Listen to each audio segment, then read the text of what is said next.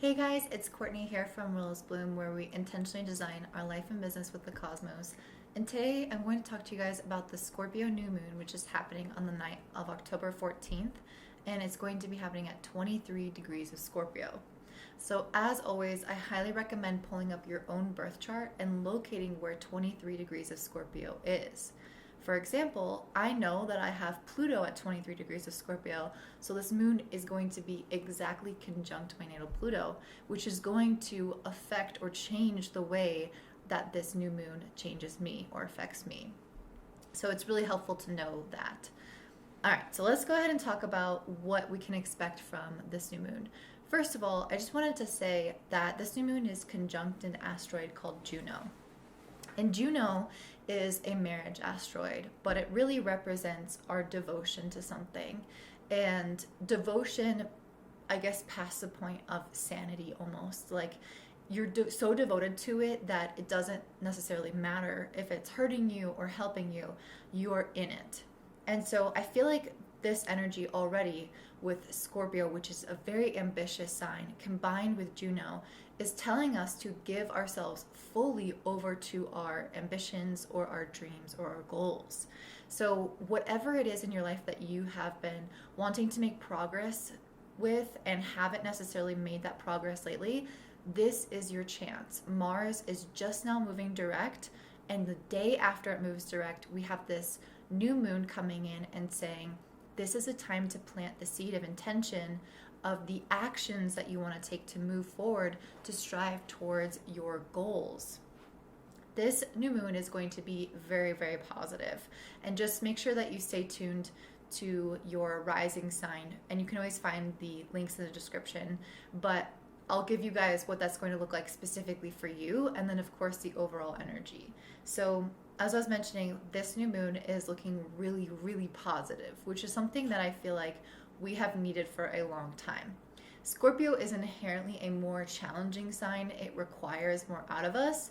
And so there are going to be some elements there where we're going to have to move through shadows and really believe in ourselves in order for that ambition to get us somewhere.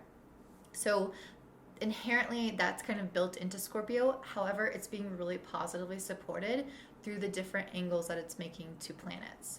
First of all, it's making a sextile to Jupiter, Saturn, Pluto, and the asteroid Pallas Athena.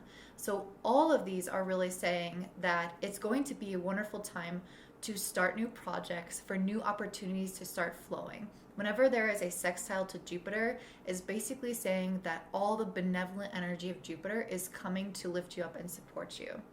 On top of that, not only is it a good time to make connections, make opportunities happen, for changes to occur, it's also going to be supported by a strong work ethic with a sextile to Saturn, saying that if you put in the work, you will get something out of it and it will be rewarding for you.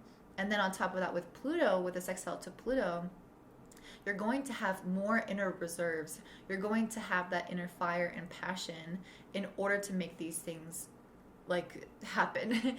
And it's really beautiful to have the support from Pluto, especially with a new moon in Scorpio, because Pluto is the ruling planet of Scorpio. So they have very similar energies. So they are working in harmony together, basically saying that you can absolutely achieve whatever your ambition desires if you just put in the time and the effort. And again, that's going to require you to undergo some deep inner transformation in order for that to occur, which means it's not going to necessarily be handed to us or be easy, but it's possible. And it's like this first seed of light that we're starting to receive after so many challenging things happening, after so many retrogrades. It's like finally that go ahead. On top of that, Jupiter is conjunct Pluto, or that just happened recently. So essentially what that means is that this is a strong manifestation energy. It can also sort of multiply the negative things in our life, and I've mentioned this time and time again. So it's going to be really important for you to focus your thoughts on positive things at this time. So direct your energy into things where it's actually going to bear fruit for you, where it's actually going to bring things into your life, instead of focusing on the things that are out of your control or the things that are negative that are happening in this world. And then it's making a sextile to Pallas Athena, which I think is really interesting, that there are two key feminine asteroids playing a role here. Juno, which is showing us to invest ourselves into what we're doing, mind, body, and soul. And then Pallas Athena is coming in here to support, saying that there is this inner warrior within us that can overcome all the obstacles. And we are being supported to show that inner warrior and to use that within our work. So if you feel like you're coming up against obstacles, you can pull on that Pallas Athena energy to then support you and help you throughout this process. On top of this, it's making a trine to Neptune. So I do feel like there is a deeper spiritual backing behind what we're doing. The universe is giving us the green light, the go ahead, saying, we support you. We want you to be working on this right now. And so this trine is a really beautiful thing. At the same time, sometimes trines to Neptune can make us feel like a little bit lazier, but I feel like with all the other energy, it's more of a spiritual aspect rather than, an aspect of laziness. So I would say take the time to meditate, take the time to ground yourself and ensure that the action that you are moving forward with is something that feels spiritually aligned, because I don't think you will actually be able to last throughout all the challenges unless you are spiritually aligned with that path. So it has to have like a deeper, more purposeful why for you in order for this to really bear fruit 6 months from now when we have the full moon in Scorpio. So those are the aspects that are happening specifically to the Scorpio moon. And now I'm just going to talk about what else is going on in the sky that is not interacting necessarily with the moon. So we have a tense angle, a square between Venus and Jupiter, Venus and Saturn, Venus and Pluto, and Venus and Pallas Athena. So basically all that positive energy that was just supporting us, it's still making a tense angle with Venus. And what that means is that the area around money and relationships can feel quite tense at this time. There might still be some unresolved issues, some things that need to have tension in order for you to take action to resolve them. On top of that, what I really think about with Venus is our perspective about the beauty in life and feeling really optimistic, feeling really loved, feeling really supported. And while I do think that this moon is supporting us, I also think that we won't necessarily feel like this light and fluffy feeling around this this new moon. And I think that's a given, knowing what's going on in the world around us at this time. So that also could be the possibility coming in with this square to Venus, is that yes, we're making action. Yes, we are taking action. Yes, we are making progress, but it's not necessarily going to feel as light and easy as we want it to already. The other aspect of this, if we take it kind of bit by bit and look at each square, which I wouldn't necessarily recommend because you want to look at the whole picture, but some of these keywords can kind of fit together to create a whole picture. So I'm going to break it down for you anyway. So when we have a Venus squared to Jupiter, this can often represent, again, like this like laziness, because Venus is us enjoying things in our life, and so is Jupiter. And so when these are making a conversation with each other, we don't necessarily always have like the stamina to desire hard work to make things happen. So that's a possibility that we might have to overcome. We've had this like months of stagnation with Mars retrograde that we might have to like kick things into high gear, but we've already kind of developed this habit of taking things a little bit easier or doing things a little bit slower and things not progressing. So that shift into a different gear might jolt us a little bit, and this square might be challenging us in that way to make that shift or make that progress. Venus making a square to Saturn can make us feel less harmonious within our relationships. So it can make us feel disheartened about the people in our lives. It can make us feel lonely or like we are further distanced from those that we love. And I think that makes a lot of sense given what's happening with the election. I think a lot of people are celebrating and a lot of people are saddened by that. And so there is this discord that is happening already. So that Venus square Saturn makes a lot of sense. However, this energy obviously will be moving quickly past. It's not going to be hanging out there forever. And then Venus square Pluto, this can bring some toxicity coming up through relationships. And I feel like this is going to be more so in global relationships, like in politics, how people are fighting back. There can be manipulation, there can be scandals, and that is really where like the Venus square Pluto, I think, will come into play. So I think as a global or as a collective, community, we will experience these energies in that type of way, where there's going to be still tenseness going on in relationships with people, still manipulation and power issues related to economics and related to politics. Those things have always been existing, but I think they will be more so at the forefront during this new moon as well. But still, besides all that, we're still going to be making personal progress and even, collective progress towards being more evolved and towards going after our dreams.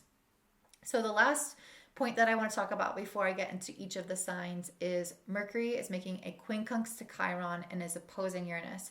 So Mercury has been opposing Uranus for a while now. And whenever it's opposing Uranus, it's giving us surprising news or brand new ideas, breakthroughs. It's like the genius strike.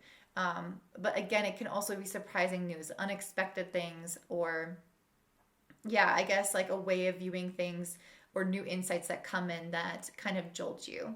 And because it's making such a harsh angle to Chiron, there's this news or this insight is coming in order to help us heal. But I think instead of helping us heal, it's going to feel quite painful. So maybe this is something that will have to come to a resolution at a later point in time. But I feel like right now, whatever news starts to come in around this new moon is not going to be, is going to be painful for some people, if not all people. So I'm not sure what's going to happen. I'm not sure what's going to come to fruition, but there can be choice words with people that you love, or there could be news that comes in regards to politics or the environment or the economy. I feel like something is going to be happening at that time that's going to feel quite painful or uncomfortable. And then I'm going to talk to you guys about where that might fall in your own personal chart. Okay, up next we have Virgo risings. So for you guys, this new moon in Scorpio is happening in your third house, and it's making a sextile to Jupiter, Saturn, and Pluto in your fifth house. So your third house, where the new moon is happening, rules over our conscious mind, over our intellect, over our ability to communicate. And so you guys are getting a new beginning in this area. And what I like about Scorpio is that it allows for a deep transformation and to let things go. So whenever I think about it in the third house, to me, it's about letting things go, thought processes go that are no longer serving you, and fully owning your limitless capability in your own intellect. It's like fully trusting that you have the wisdom within you. And I know that Virgo energy can be full of self-criticism, self-doubt, perfectionism. Maybe not self-doubt necessarily, but self-criticism and perfectionism. And what I feel like this new moon is saying is it's time to fully embrace and trust yourself, your thoughts, your intellect. And part of that means releasing the self-criticism. Because even if you're not perfect and you don't hit the mark every single time, it's still just exactly what it needed to be in that moment. And I feel like that's kind of what Scorpio here is doing, is it's saying it's time to let go. Let go of some of the control, let go of some of the pressure, let go of some of the criticism on yourself. Because you are enough and you are doing enough. So there's a deeper healing taking place in regards to not only your communication in the world, but with yourself. And I think I mentioned that it's making a sextile to Jupiter, Saturn, Pluto in the fifth house. The fifth house is our house of joy. It is where we find pleasure in life, in the little things, in the things that we create for fun, for art, or for purpose. It's the things that we do because we want to do them, because they bring us pleasure. And I think it's really interesting that this is making a sextile to this new moon, because you guys having so much heavy energy, Saturn and Pluto in the 5th house, it's kind of like the childlike part of yourself that's light and easy and fun and joyful. It's kind of like that part got a little too serious this past year. It's like that part of you might have felt really heavy. And having this new moon in the 3rd house, I feel like is saying it's time to tap into that childlike wonder again. Tap into joy and doing things just for the joy of doing it. And for the pleasure of creation, rather than the seeking of perfection or seeking of a certain objective. So I actually think that this new moon, even though the 3rd house is super intellectual, I actually feel like it's remodeling your perspective of your thoughts and the goal of your thoughts and how your thoughts are serving you. This is also making a trine to Neptune in the 7th house. So your relationships are also supporting you in this process. Maybe you're having your loved ones and they're telling you like, you're doing really well. Give yourself more credit. That's the kind of support that you're getting from that area of your life. You guys are also having Venus and Libra moving through your 2nd house, which is supportive of your finances, giving you lots of blessings in that area of self-confidence as well, which is good. But it's making a square to Saturn, Jupiter, and Pluto in the 5th. What's interesting is like the first thing that comes to mind for me is, as I was mentioning, you guys are kind of having this heavyweight energy in the 5th house, making things feel like a little bit like more serious, less fun, less joyful. And it's making a square to Venus, which is in the 2nd house. And the 2nd house is like about really practical things. It's Taurus energy. It's like things that you can feel, like the material world. And I feel like there is part of you that is focused maybe too much on the practical, too much on the material. And that can be at odds with this other part of you that just wants to play, that just wants to do things that don't make sense, that just wants to have fun. And so there's like this square here that's asking you to make some changes in your life in order to allow both energies to flow. You guys also have Mercury in the 3rd house, and it's opposing Uranus in the 9th house. So again, this is giving you kind of like a shift in your beliefs, a sense of optimism, and most importantly, a broader perspective of life. And that broader perspective is so important for a Virgo energy because Virgos can zoom in.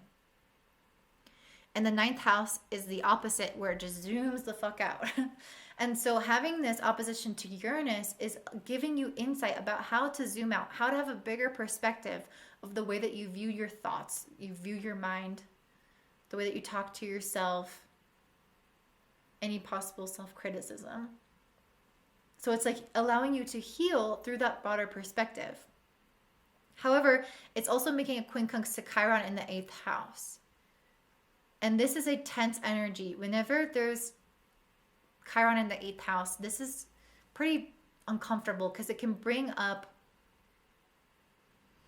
the shadows and the insecurities that we don't want to face. Like the things that are accrued from many lifetimes that we have never fully resolved, that we want to kind of ignore. And having Chiron triggered here in a tense angle is saying that these insecurities stem from past lives. from instances, occurrences, things that have happened in your childhood that are really ingrained, really deep, and yeah, are really painful.